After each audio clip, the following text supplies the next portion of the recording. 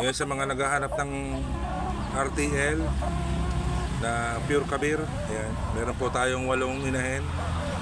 8 hen RTL po, ready to breed na po ito.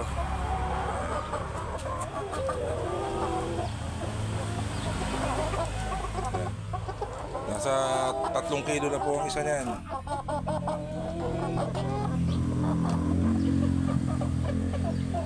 Ready to breed na po yan. This February 5. 5 months na po sila. Sa inyo po ito unang mangingitlog. So sa mga magsisimula ng kabir farming dyan, ito na po yung nahanap nyo. Super healthy po ito mga to. Ayan, kita nyo naman kung gaano kalalaki.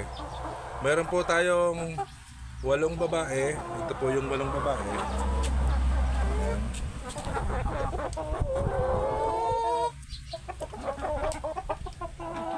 Paunahan na lang po. Ayan. Pure F1 po yan, kabir. Ito naman po yung mga rooster. 3 lang po yung rooster natin. Kayang-kaya na po yung 8 na yan.